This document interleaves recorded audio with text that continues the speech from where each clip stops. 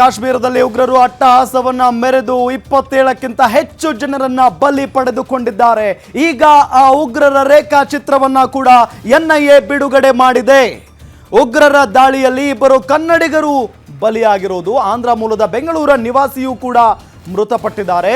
ಬೆಂಗಳೂರಿನ ನಿವಾಸಿ ಮಧುಸೂದನ್ ರಾವ್ ಕೂಡ ಸಾವನ್ನಪ್ಪಿರೋದು. ಆಂಧ್ರದ ನೆಲ್ಲೂರು ಮೂಲದ ಮಧುಸೂದನ್ ಕಾಶ್ಮೀರ ಪ್ರವಾಸಕ್ಕೆ ತೆರಳಿದ್ರು.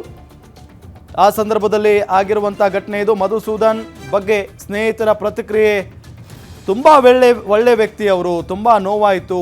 ಮಧುಸೂದನ್ ಬಗ್ಗೆ ಗೆಳೆಯರು ನೋವಿನ ಮಾತನ್ನು ಆಡಿದ್ದಾರೆ. ಮಧುಸೂದನ್ ಅವರ ಮನೆ ಎದುರುಗಡೆಯಿಂದ ನಮ್ಮ ಪ್ರತಿನಿಧಿ ಶಮ್ಮಿ ಶೆಟ್ಟಿ ಒಂದು ವಾಕ್ಥ್ರೂ ನಡೆಸಿದ್ದಾರೆ. ಬನ್ನಿ ನೋಡೋಣ.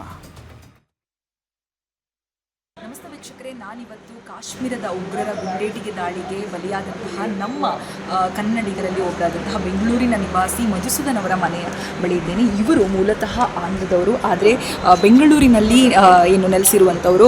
ಸಾಕಷ್ಟು ವರ್ಷಗಳಿಂದ ಇಲ್ಲಿ ಸಾಫ್ಟ್ವೇರ್ ಇಂಜಿನಿಯರ್ ಆಗಿ ಕೆಲಸ ಮಾಡ್ತಿದ್ದಂತಹ ವ್ಯಕ್ತಿ.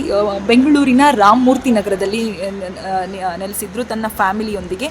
ಮಗಳು ಮತ್ತು ಮಗನ ಜೊತೆಗೆ ಮತ್ತು ಹೆಂಡತಿ ಜೊತೆಗೆ ಅವರ ಫ್ರೆಂಡ್ಸ್ ಜೊತೆ ಸೇರಿ ಕಾಶ್ಮೀರಕ್ಕೆ ಏನು ಟ್ರಿಪ್ಗೆ ಅಂತ ಹೋದವರು. ಯಾಕಂತಂದರೆ ಶಾಲಾ ಕಾಲೇಜುಗಳಿಗೆ ರಜೆ ಇರುವ ಸಮಯ, ಮಕ್ಕಳಿಗೂ ಕೂಡ ಒಂದಿಷ್ಟು ವಿಶ್ರಾಂತಿ ಇರಲಿ ಅನ್ನುವಂತಹ ಕಾರಣಕ್ಕೆ ಟ್ರಿಪ್ ಮಾಡಲಾಗಿತ್ತು. ಆದರೆ ಇಂತಹ ಸಮಯದಲ್ಲಿ ಉಗ್ರರಿಂದ ದಾಳಿಗೆ ಒಳಗಾಗಿರುವಂಥದ್ದು. ಇಲ್ಲಿ ಬಂದಂತಹ ಉಗ್ರರು ಅವರ ಬಸ್ ಸ್ಟ್ಯಾಂಡ್ನಲ್ಲಿ ನಿಂತಿದ್ದಾಗ ಅವರನ್ನು ಬಳಿ ಬಂದು ನೀವು ಹಿಂದೂನಾ ಮುಸ್ಲಿಮಾ ಅಂತ ಪ್ರಶ್ನೆಯನ್ನು ಮಾಡಿ, ತದನಂತರ ಐಡೆಂಟಿ ಕಾರ್ಡನ್ನು ನೋಡಿ ಹಿಂದೂ ಅನ್ನುವಂಥದ್ದನ್ನು ಕನ್ಫರ್ಮ್ ಮಾಡಿಕೊಂಡು ಆತನನ್ನು ಹಿಂದೂ ಅನ್ನೋದು ಗೊತ್ತಾದ ತಕ್ಷಣ ಮಧುಸೂದನ್ ಅವರಿಗೆ ಶೂಟ್ ಮಾಡಿ ಸಾಯಿಸಲಾಗಿರುವಂಥದ್ದು. ಹಾಗಾದರೆ ಇಲ್ಲಿನ ಪ್ರಶ್ನೆ ಏನು ಅಂತಂದರೆ, ಹಿಂದೂಗಳೇ ಹಾಗಾದರೆ ಉಗ್ರರಿಗೆ ಏನು ಟಾರ್ಗೆಟ್ ಆಗಿತ್ತಾ? ಹಿಂದೂಗಳನ್ನೇ ಯಾಕೆ ಟಾರ್ಗೆಟ್ ಮಾಡಿ ಪ್ರವಾಸದಲ್ಲಿ ಕೊಲೆ ಮಾಡಿರುವಂಥದ್ದು? ಯಾಕಂದರೆ ಸುಮಾರು 27 ಜನ ಸಾವಿಗೀಡಾಗಿರುವಂತಹ ಸುದ್ದಿ ಈಗ ಬಂದಿರುವಂಥದ್ದು. ಇನ್ನೂ ಎಷ್ಟು ಜನ ಏನು ಈಡಾಗಿದ್ದಾರೆ ಅನ್ನುವಂಥದ್ದು ಇನ್ನೂ ಕೂಡ ಕನ್ಫರ್ಮ್ ಆಗಿಲ್ಲ.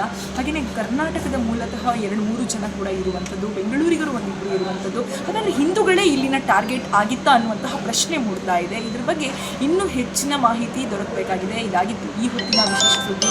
ಇನ್ನಷ್ಟು ಸುದ್ದಿಗಾಗಿ ನೋಡ್ತಾ ಇರಿ ಗ್ಯಾರಂಟಿ.